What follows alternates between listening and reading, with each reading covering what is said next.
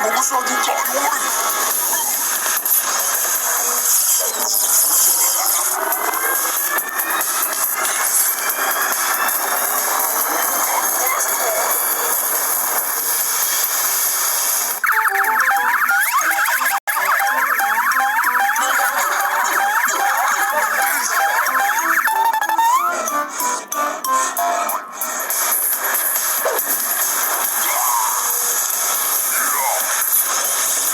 Bertambah 1000 megaton.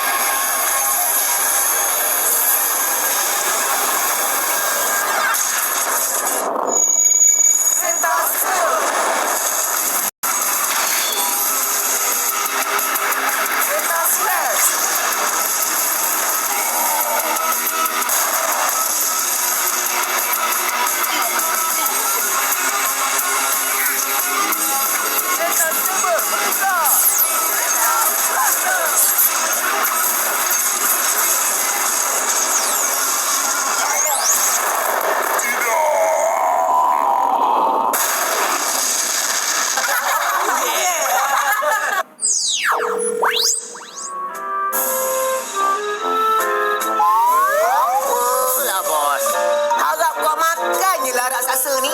Tapi bila lawan, semput. His tak boleh harap.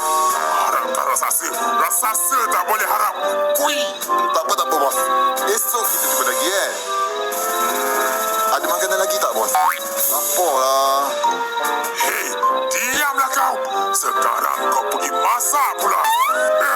Sabar, bos. Sabar. Tahniah Roboseta.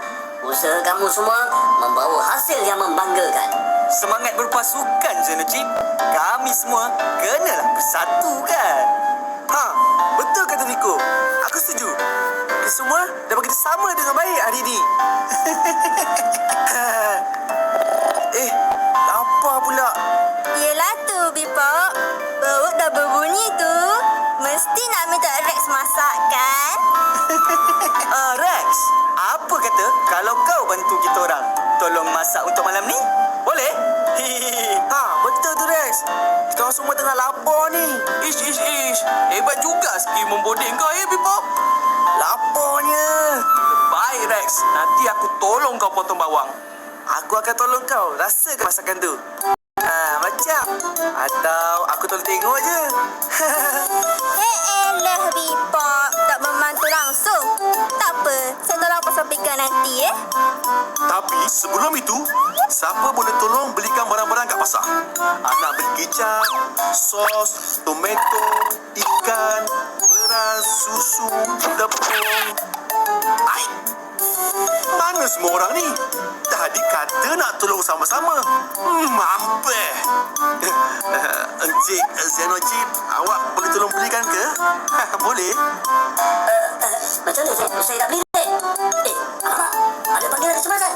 Sistem terkena virus. Ibu. Aduh. Hai kawan-kawan, best tak episod kali ini? Harapnya kawan-kawan semua berpuas hati lah ya. Minggu ini saya nak berpesan tentang apa yang perlu kita ingat, iaitu tentang makanan. Ingat tahu kawan-kawan, kita kena sentiasa mengambil makanan yang berkhasiat. Ini penting untuk kesihatan kita. Sentiasa ambil sayur-sayuran, buah-buahan atau makanan yang seimbang. Kurangkan makan gula-gula, minuman bergas, makanan segera atau apa-apa makanan yang tidak berkhasiat. Makan berlebihan pun memudaratkan tau. Jadi, makanlah seadanya. Okey kawan-kawan, jangan jemu untuk terus menyokong kami ya. Jumpa nanti di episod seterusnya.